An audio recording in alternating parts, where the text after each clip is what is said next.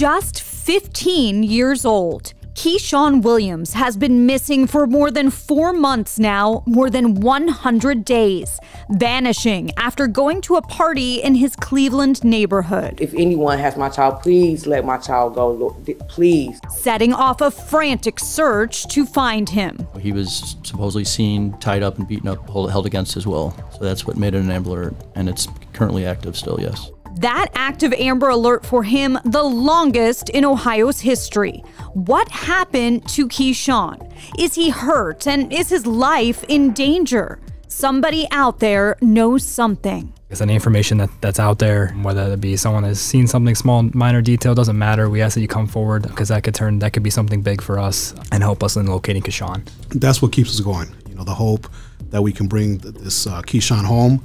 The hope that we can see his mom and his grandmother, you know, smiling, embracing him. And that's what, you know, fuels us to continue to solve it. In this podcast, you'll hear from the investigators on the case. Can you help bring Keshaun home? I'm Sara Goldenberg. You're listening to Dark Side of the Land.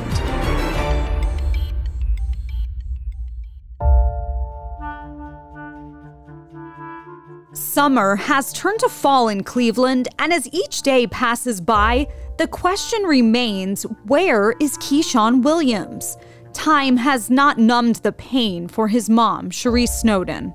Please, let my child come home. My child is a good kid. He goes to church every Sunday. That is my only child that I have. I just lost 2 brothers to violence.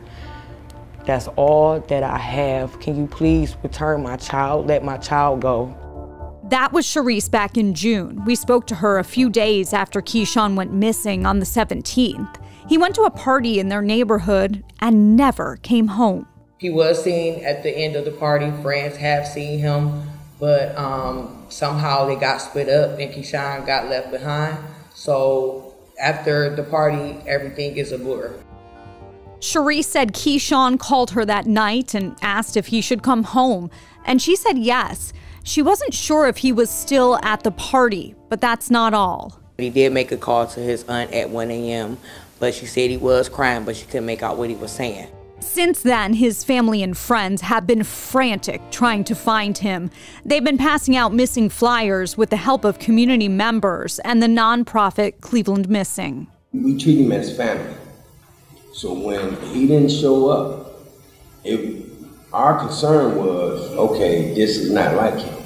I just want everybody to keep their eyes open. If you know something, you think you know something, if you recall something, any little small thing that might be helpful in finding this baby or finding any missing child, please speak up. You can remain anonymous. Sergeant Wilfredo Diaz, Public Information Officer, Division of Cleveland Police. I sat down with the investigators working Keshaun's case. Detective Ryan Corrigan, 4th District Detective Bureau, Missing Person Liaison. For a conversation on where the investigation stands. Deputy United States Marshal Vinny Piccoli out of the Cleveland Field Office. So Keshaun has been missing for 4 months now. Can you talk about the urgency of this case, the urgency in finding him? Every missing person that we get is urgent. You know, it's all hands on deck. This one is urgent based on some of the allegations that we were receiving about that he was seen tied up, beaten in a car. That caused it to be an Amber Alert. So right then and there, it's urgent. It's serious. You know, you got a vehicle involved. You got possible injuries. So from there, it's been nonstop trying to do everything we possibly can to locate him. Can you talk about the status of an Amber Alert? That's kind of the most serious level to take a case like this, what that means? Yeah, so if there's a vehicle involved, if there's any sign of, struggle, injuries, held against his will, ramps it up to an Amber Alert. Investigators took us back to the night Keshaun disappeared. Here's Detective Corrigan. So the evening of June 17th, Keshaun left his house. According to his mom, he was going to a party or a gathering in the neighborhood. He was supposedly kicked out of this party. He starts walking down the street, meets up with another one of his friends. They continue walking down the street. Keshaun notices, a couple males on a front porch. Keshaun and his friend approaches them. They start, drinking and they're smoking. Short time later, the friend looks at Keshaun and said, "Hey, it's kind of getting late. We should probably head home. You know, it's getting late." Keshaun said, "I don't want to go home. I want to stay here." And that's when the friend left, and that was the last known sighting that we have of him. Remember that vehicle witnesses told police they saw Keshaun tied up and beaten in? Early on, detectives thought he may have been abducted in a black Jeep with no license plate. But that vehicle and several others have been ruled out. We did locate a few vehicles that were in question, vetted it, and came to realize that it wasn't, not involved, no involvement with those cars. We're just still looking for, similar vehicles. We're not getting any more info on any other vehicles that were originally mentioned early on in the investigation. Is it possible he saw something he wasn't supposed to see? That I don't know. Can you talk about the technology that can help in cases like this? Surveillance cameras, cell phone tracking, social media even. Talk about how that can assist with an investigation like this. Yeah, we have used, many investigative techniques, obviously surveillance cameras. I know the detectives here have looked at, the videos and looked at all the cameras in the area. So all that stuff is thoroughly vetted. Keshaun was last seen in Cleveland's Slavic Village. It's one of the city's oldest neighborhoods on the southeast side. The party he went to was on Gertrude Avenue near Fleet Avenue and East 65th Street. But the neighborhood itself, I mean, it's over the years, it's been, just like many other neighborhoods, there's a lot of vacant homes in the area, and there's a lot of drug activity, and not a great environment for younger kids to be around. But that's where he lived. He was comfortable where he was at. A lot of people that we've spoke to, knew him, and said he's a good kid, and he's well known by many. And can you describe Keshaun, what he was wearing, what he was last seen in, so people out there have a better idea? He was wearing gray sweatpants. The shirt is still, unknown, his shirt, and then he had on gray Jordans with a blue stripe on his shoes. He's 5'7", about 130 pounds, with brown eyes and black hair. He's got his hair, his cornrows. His mom did his hair the day before he left for went out. She did his hair for him, and had cornrows to the back. That's how she described it. As you're investigating this case, you're learning more about Keshaun as a person. Can you tell me what you know about Keshaun? Yeah, I'm in constant contact with family members daily. Based on what they're telling me, he was, like I said, he was well known. He was just getting involved in boxing. Mom talks highly about that he enjoyed that. He enjoyed going to practices. He was always in church with Grandma. Grandma says that they go to church every Sunday. He helps out at the church. He helps out, passing out flyers at the front desk as people are coming into the church. So he was well known and enjoyed being in church, being with his grandma, being with his family. Keshaun was well known, well liked. Obviously, this is a difficult, situation for the family. I know from the Division of Police, from the chief all the way down, there's always, the concern. We are all very hopeful that he is found and found soon. So we are, not sparing any resources to make sure that he's, located. This is, part of the reason we not only have our detectives working this, officers, are very aware when they're out there in patrol. They're constantly looking for, signs.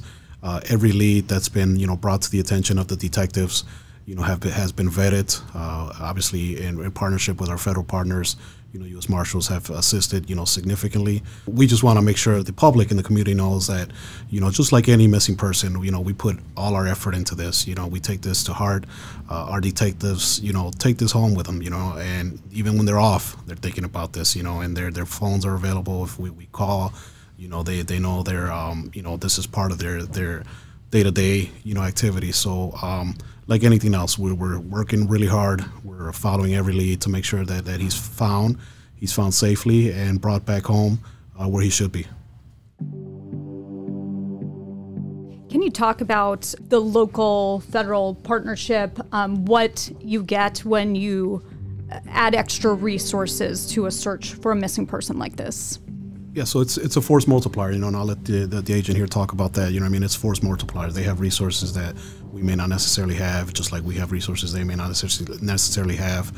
So we're constantly communicating. So it just kind of creates additional, personnel, additional set of eyes that are looking at this case and, you know, constantly feeding back off each other. It's a collaborative effort, absolutely.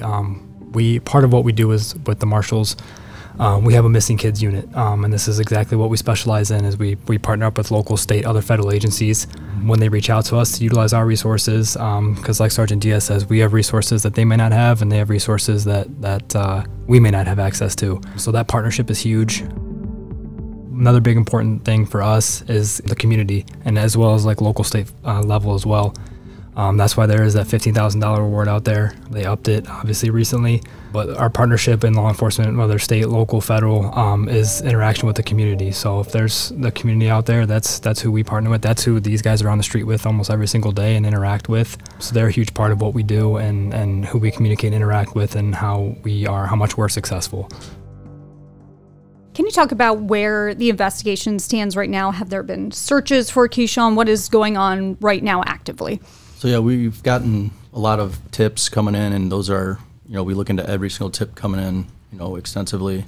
We have done searches. We've had organized a couple searches with the community, which was great, you know, great turnouts, door to door, passing out flyers, just, you know, making people aware of, you know, this is going on. There's, you know, there's the reward out there. If, you know, anyone knows something, you know, please say something. I mean, there's the mother out there, you know, I couldn't imagine what she's going through.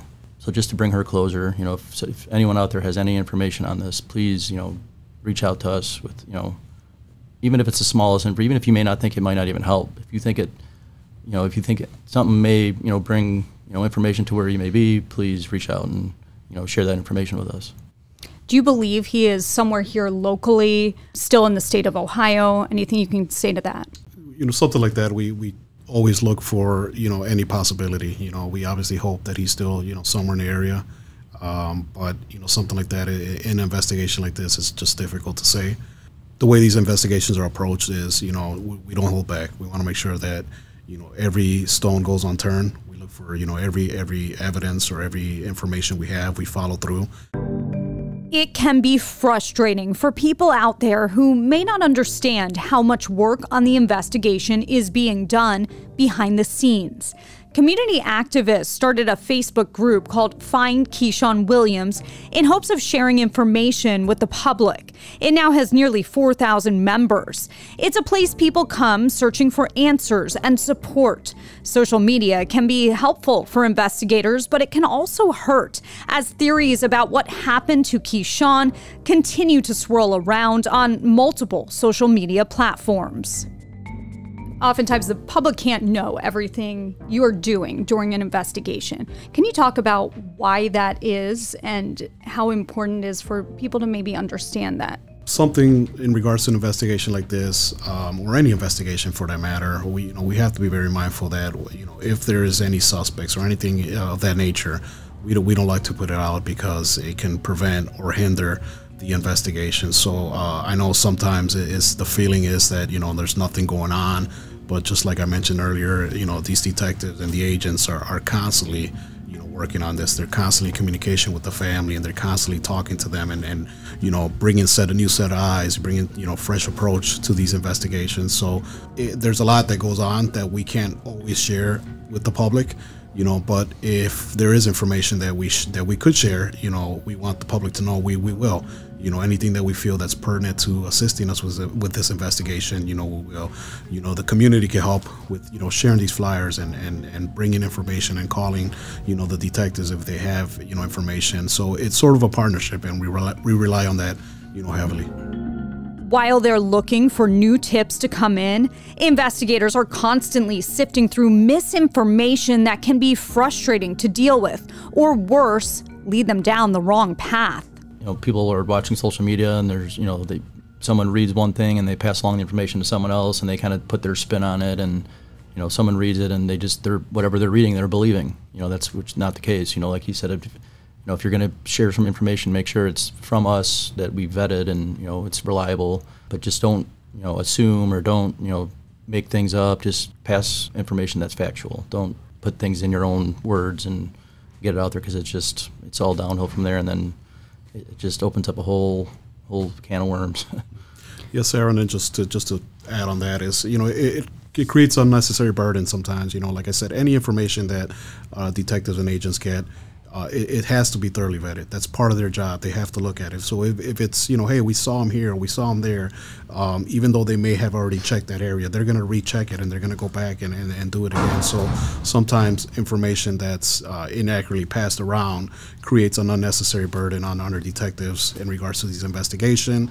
It, you know, hinders it, slows it down. So, you know, we ask that if it's something that you're not sure about, you know, call the detectives, you know, and call the, you know, the non-emergency number. Say, hey, I'm not sure if this has already been looked at, but this is what I have, and then we can, you know, kind of go from there. Versus like, let me share this, and then now we're, you know, we're getting bogged down with information that's inaccurate. So are you finding in investigations in general, social media can be helpful, but it can also be harmful? It is. It's a double-edged sword. Right. I mean, it could be helpful, especially in the initial, you know, stages when we're sharing the information. But it can be hurtful again with just, you know, recently we had, you know, some videos that were surfacing that were, you know, old and inaccurate. Some of the information on there was not correct. And, you know, all it takes is someone to, you know, reshare it or like the post or, you know, comment on it.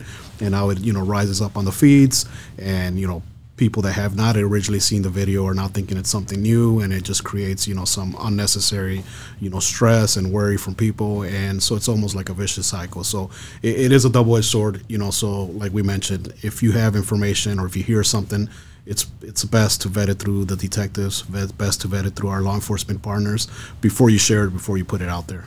Credible tips are always welcome.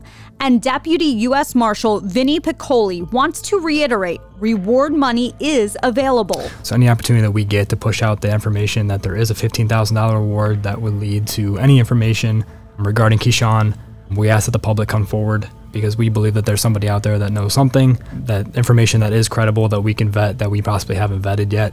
So like I said, any information that's out there, whether it be someone has seen something small, minor detail, doesn't matter. We ask that you come forward, because that could be something big for us and help us in locating Keshaun. And again, you could be anonymous. You don't have to state your name. If you have information and you want it to get out there, you could be anonymous about the whole thing. You can contact me, my office. I mean, my phone number is 216-623-3138. That's my direct desk number. Call me with any information that you have. We asked Cleveland Police how missing persons investigations have changed over the last 10 years in light of the kidnappings by Ariel Castro of 3 young women in the city, Michelle Knight, Amanda Berry, and Gina DeJesus, who were held captive for years in his home until one of them escaped and ran for help in 2013. Well, unfortunately, our policy changes based on, other circumstances, but social media is a huge thing. Over, the last 10 years, technology is constantly changing. So is the way we investigate is changing. Community partners, the community is a big help. We also have, there's a detective assigned in each district that's, missing person liaison. We also have a detective down at our fusion center downtown who, does citywide missing person. It's always changing. It's never the same. There's with technology changing, the way we do things is constantly changing as well. The Cleveland Missing is one of the organizations that's been really helpful in this case. Can you tell me about how you work together with organizations like that? Yes, they've been a big help. Sylvia down at Cleveland Missing, they're great with getting flyers to us, updating the flyer that they have, reward money. I mean, they've been a lot of help in whatever. Whatever we have asked them to do, they're always willing to do whatever we need them to do. Hi, Sharice. This is Sara. I spoke with Keshaun's mom, Sharice, over the phone for this podcast. She told me she's devastated by some of the information being shared on social media online, especially misinformation that could lead investigators astray. She agreed to talk to us for this podcast, but then I didn't hear back from her. When it comes to her son's case, investigators want his family and the public to know this. Just like any missing person, we put all our effort into this. We take this to heart. Our detectives, take this home with them, and even when they're off, they're thinking about this, and their phones are available if we call. This is part of their day-to-day, activities. Like anything else, we're working really hard. We're following every lead to make sure that he's found safely and brought back home where he should be. Are you confident you will find him eventually? I mean, we have to, you have to have hope. You don't want to think anything else. Just hope that he's out there, he's safe, he's not in any harm, and we're doing everything we can to find him as soon as possible. With cases like this, it doesn't stop. We're working around the clock day and night. A lot of us stay up late at night and tracking down leads or thinking about other possibilities of different locations he could be at. I know from a Marshall standpoint, this is something that we take great pride in and value, and we're determined and invested in it. A lot of it's coming across with working with the local state agencies as well as the public and the community, and I'm confident that we will develop information that will lead to Keshaun. When that will be, I'm hoping it's soon, but I am hopeful. What keeps you going? Sarah, I would just want to emphasize what keeps us going is, the human side of it. These detectives, agents, police officers within the Division of Police, with the Marshals, they have kids of their own, they have families of their own, and a case like this becomes very personal. It becomes very attached to them. Some of these guys, I call them, and they have the information like it's in their brain, it's embedded in their heart, in their soul, because it becomes personal to them. That's what keeps us going. The hope that we can bring this Keshaun home. The hope that we can see his mom and his grandmother, smiling, embracing him, and that's what fuels us to continue to solve it. So if any message we can get out is the Cleveland Division of Police, the Marshals Services will continue to look for Keshaun until we find him, and we're hopeful we can. 4 months gone. That's a long time to be missing. Long time. Too long. Too long. He's a young man with a bright future, but we can't lose hope. And we can't give up on him, so we appreciate, this opportunity to get this voice out. We appreciate this opportunity to let the community know that we haven't forgot about him, we won't forget about him, and we appreciate the opportunity to ask the community to not give up on him either. So for now, the search continues, and as each day goes by, Keshaun's family tries to hold on to hope they'll be reunited with him soon. This is getting really scary, and my son needs to be found immediately. Keshaun, if mommy loves you, I need you home. I just want to hug you. Please come home. As we said, that cash reward stands at up to $15,000 for information leading to Keshaun's whereabouts. You can contact the Northern Ohio Violent Fugitive Task Force at 1-866-4WANTED. You can also submit a tip online at usmarshals.gov, and you can call Cleveland Police at 216-623-5400. Tipsters can remain anonymous. Someone out there knows something. Will they do the right thing and come forward? I'm Sara Goldenberg. Thanks for listening to Dark Side of the Land. Subscribe now for future episodes and find more Dark Side of the Land and photo galleries related to these cases at cleveland19.com.